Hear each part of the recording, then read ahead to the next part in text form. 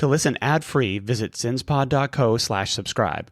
Starting at $2.99 a month, you'll also get access to our exclusive bonus content episodes when you join through Patreon or Apple subscriptions.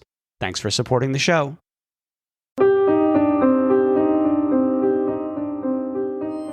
Welcome to Sinister Sweets, where true crime meets dangerously killer recipes. I'm Crystal, a licensed therapist and your guide into the psyche of criminals, cult leaders, and the minds behind the madness. From creepy rituals to unsolved mysteries, I'm going to drag you through these disturbing tales. I'm Michelle, a professional pastry chef, here to whip up treats inspired by history's darkest crimes, lores, or twisted conspiracies. My baked goods will take you on a sweet journey through the year of the crime, the theme of the crime, or straight into the criminal themselves. We've got you covered with long, short, and mini episodes. If we've whet your appetite, follow us on Instagram at The Sinister Sweets for sneak peeks, reels, and behind-the-scenes content. Plus, our Patreons get extra killer treats. Join us if you dare, because the deeper we go, the darker it gets, and no one leaves without a bite.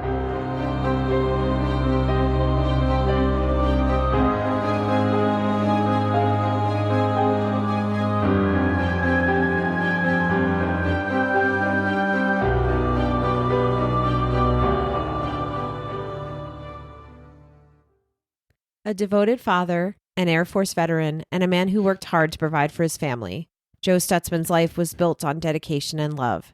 But what happened when that life collided with betrayal and desperation? It's a story of trust shattered, a family torn apart, and the lengths someone will go to keep what they believe is theirs. What led to Joe's tragic death? And how did a young man in a hockey mask become the key to uncovering the truth?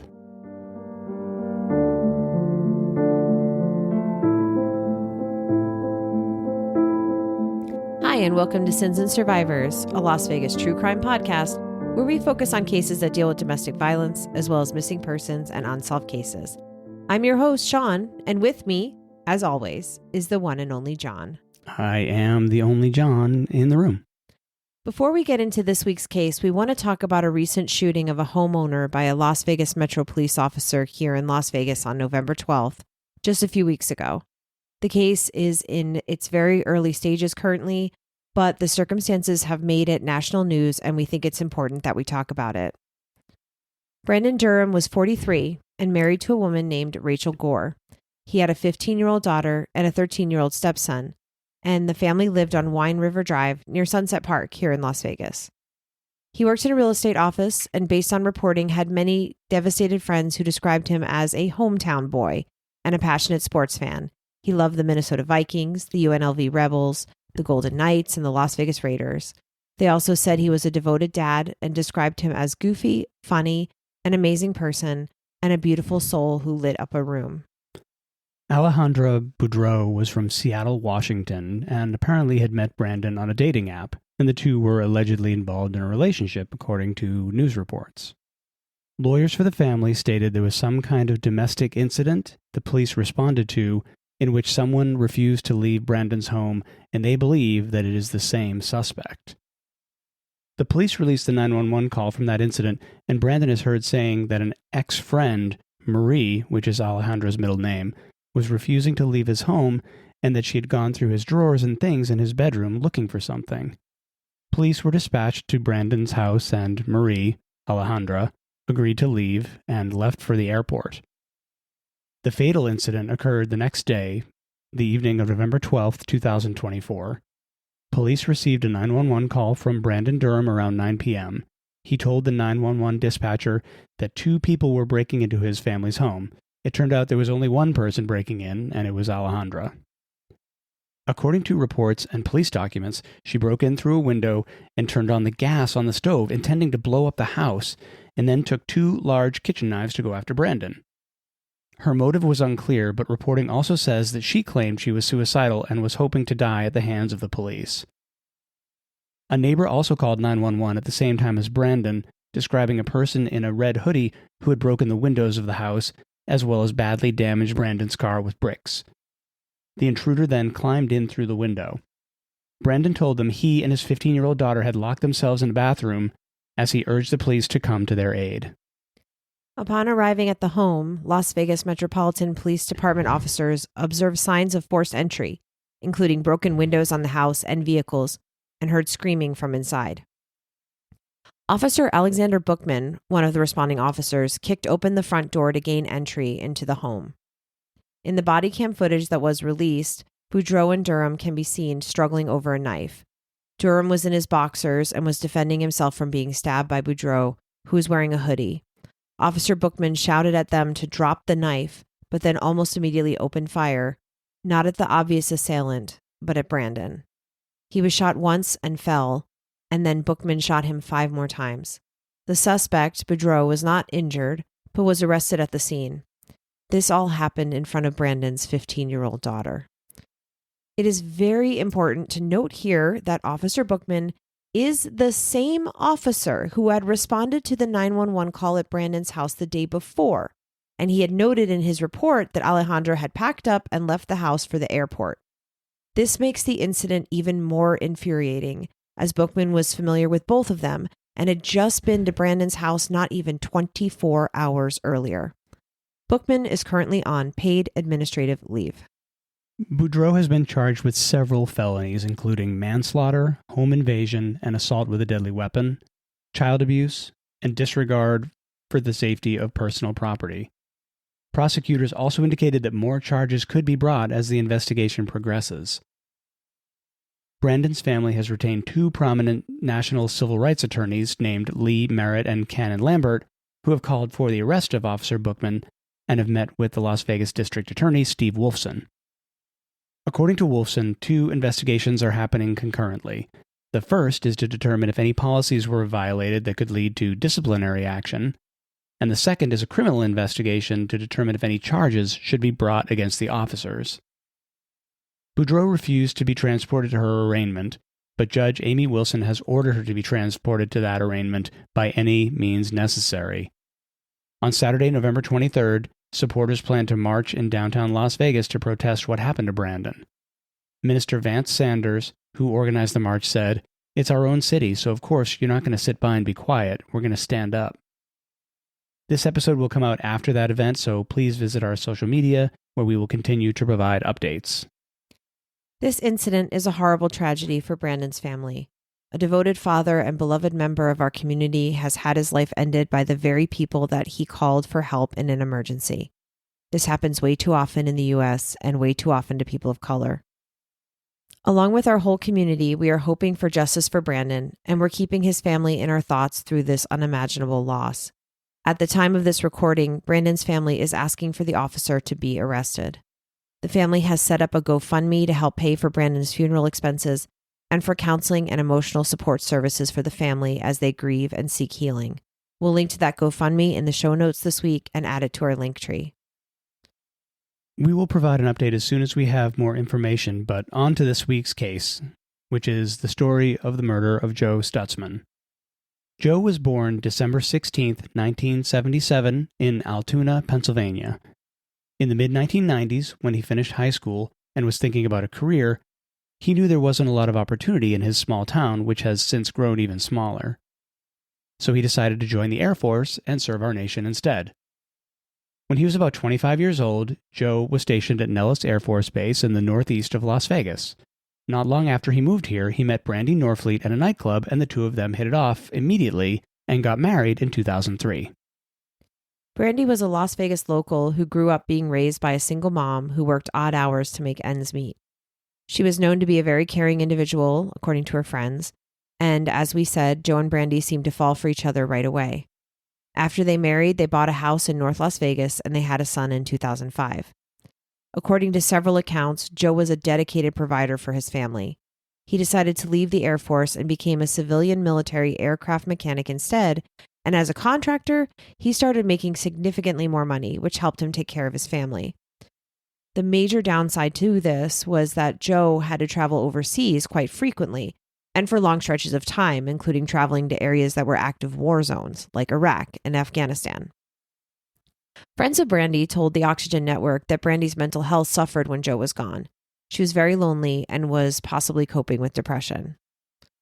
Brandy did not choose the most healthy and appropriate way to deal with her loneliness. She began hanging out with teenage boys, and remember, At the time, she was 31 years old and had a 5-year-old son. According to their neighbors, these boys were coming and going from Brandy and Joe's house throughout the day and night. Their house became a party house with drugs and drinking. Brandy grew particularly close to a young man named Jeremiah Merriweather, who was right around 18 years old when the two of them met. Jeremiah had a lot of affection for Brandy, her son, and their dogs. He had even referred to himself as Uncle Jeremiah. You won't be shocked to hear that when Joe returned from Afghanistan in the summer of 2010, all of that partying came to an end. He discovered that Brandy and her, let's call them young friends, had spent thousands of dollars that Joe had worked so hard to earn. Joe realized his relationship with Brandy was done at that point, and he retained a lawyer, initiated a divorce, and asked for full custody of their son. Brandy did not want to get a divorce, and she definitely did not want to share or lose custody of her son. She did move out of the house to stay with a friend, and she said she hoped the two of them would be able to work it out. On the afternoon of November 7, 2010, Brandy came running to a neighbor with blood on her hands. She told the neighbor that something had happened to Joe, and the neighbor called 911. Brandy said that she had been calling and texting Joe that day, but he hadn't answered, so she went by the house. She said she found him lying on the kitchen floor and that he was bloody and cold.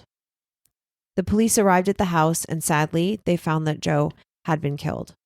He had been stabbed multiple times, and his left ring finger was completely severed. Naturally, the police wanted to talk to Brandy in detail about Joe and the circumstances she had found him. Brandy told the police that she had a fight with Joe the night before, and that she and their son went to sleep at one of their friends' places.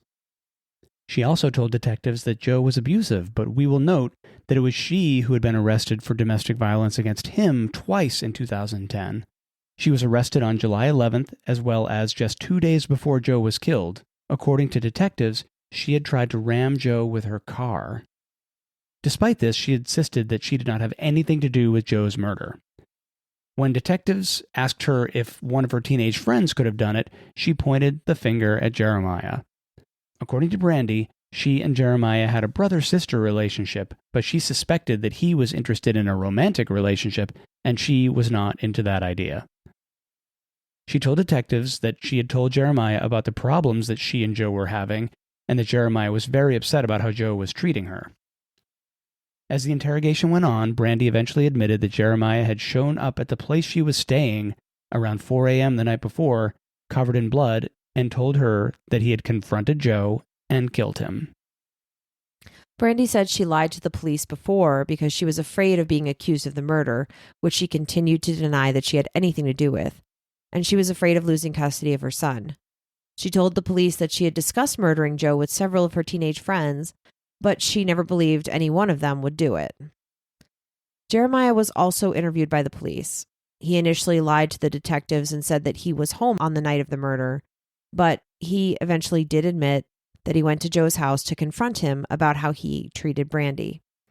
He said that he knocked and Joe didn't answer, and the door was locked, so he went around to the backyard to enter through a window. He claimed that Joe woke up and confronted him in the backyard with a knife. The two of them got into an altercation, and Jeremiah said that he had killed Joe in self-defense. Jeremiah said he ran from the house and that when he had left, Joe was still alive. The police asked what Jeremiah had done with the knife, and he told them he had taken the knife, his clothes, and his shoes, and put it all in a plastic bag and threw it away in the desert. The police were able to recover those items and concluded that Jeremiah had gone to Joe's house with the intent to murder him, based on the fact that he had brought a goalie hockey mask, which would completely conceal his identity, gloves, and brass knuckles. When they checked Jeremiah for injuries, he didn't have any. He was arrested and charged with Joe's murder. 2 days after Jeremiah was arrested, Brandy was arrested and also charged with first-degree murder with a deadly weapon and conspiracy to commit murder. She was held without bail. It's evident that when police placed Brandy under arrest, it was based on what Jeremiah had told them about the crime. He told them that she had insisted he had to kill Joe in order to save their family. In February of 2015, Jeremiah accepted a plea deal of 21 years to life in prison in exchange for testifying against Brandy. The state of Nevada decided to pursue the death penalty against Brandy, and if she was convicted and sentenced to death, she would be the only woman on death row here in Nevada. That decision reminds me of the first trial of Tom Randolph here in Nevada, which was actually his second time on trial for murder. Even though Tom had not fired the gun that killed his wife, Sharon Randolph, he was charged with capital murder for orchestrating her death. The prosecution did not rely on Jeremiah's testimony alone. Multiple witnesses testified about all of the activities at Brandy and Joe's house while Joe was working overseas. Several neighbors testified about the teenagers going to the house to party. The neighbor Brandy ran to when she found Joe dead testified that she was suspicious about Brandy from the start. In part of the 911 call she made, you could hear her saying that she wasn't sure what Brandy had done. The prosecution leaned heavily into Brandy becoming unglued when she found out that Joe wanted to divorce her, especially because he wanted full custody of their son. According to Joe's friends, Brandy became toxic, and Joe's safety became a concern. And also, similar to the Tom Randolph case, the detectives discovered that Joe had a $213,000 life insurance policy that Brandy would collect if he died. Jeremiah was the star witness for the prosecution. During the trial, he said that on the night of the murder, Brandy had drugged Joe with sleeping pills to make the attack easier for Jeremiah. She said to him, "You gotta do this. You can save our family." While on the stand, Jeremiah shared that he had grown really close to Brandy's son, and it was evident that he really cared about the boy. He said that he was very close to Brandy, and the two of them had sometimes slept in the same bed, but he testified that they had never had sex. Jeremiah explained that he believed that Brandy and her son were being abused by Joe and that Jeremiah could provide for them. He explained that on the night of the murder, he almost backed out. His testimony was very close to what he initially told detectives. He said that when he opened the back window of the house, Joe woke up and came into the backyard with a knife and a flashlight. He said he didn't know how many times he had stabbed Joe and that that night was the most scared he had ever been in his life. He also explained that he was deeply hurt when Brandy turned on him and ratted him out to the police. Jeremiah was cross-examined extensively by Brandy's lawyers, as their defense was that Jeremiah had acted alone and that he wanted a relationship with her, and that was his motive for the murder. Ultimately, that defense failed, and Brandy was found guilty of first-degree murder with the deadly weapon enhancement. It was then up to a jury if she would face the death penalty for orchestrating her husband's murder. During the sentencing phase, evidence was presented that showed that Brandy had a rough upbringing that included abuse, sexual assault, and abandonment by her mother. Brandy asked the jury to spare her life so she could have some relationship with her son, who she said was her whole world. She said, "If I could change all of this, I would, absolutely. I would give anything to have my husband back. If I could do things differently, I absolutely would. I loved him very much." Brandy was sentenced to life in prison without the possibility of parole. According to reports, her father was granted custody of her son. He was quoted as saying that he had had concerns about his grandson's well-being because of Brandy's relationships with the teenagers and the constant partying. Jeremiah and Brandy are both currently incarcerated with the Nevada Department of Corrections. Jeremiah's first parole hearing will be in 2030. Brandy continues to appeal her conviction, but so far her appeals have all failed. We were unable to find much more information about Joe Stutzman, but we do know that he was laid to rest in Shelleytown, Pennsylvania, in the St. John's Evangelical Lutheran Cemetery.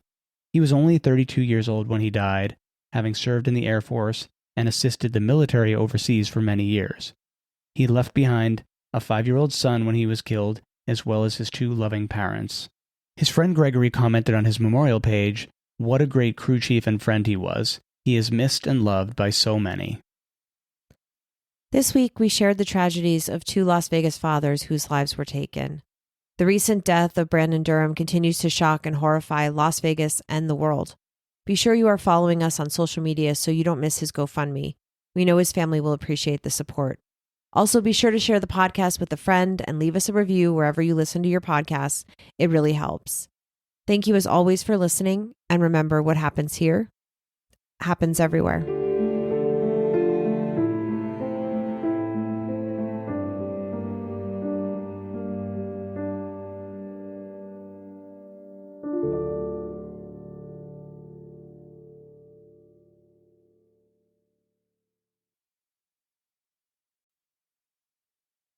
Thanks for listening. Visit sinspod.co/subscribe for exclusive bonus content and to listen ad-free. Remember to like and follow us on Instagram, Facebook, TikTok, and Threads at Sins and Survivors. If you're enjoying the podcast, please leave us a review on your podcast platform of choice. You can contact us at questions@sinsandsurvivors.com. If you or someone you know is affected by domestic violence or needs support, please reach out to local resources or the National Domestic Violence Hotline. A list of resources is available on our website, sinsandsurvivors.com. Sins and Survivors, a Las Vegas true crime podcast, is researched, written, and produced by your hosts, Sean and John. The information shared in this podcast is accurate at the time of recording.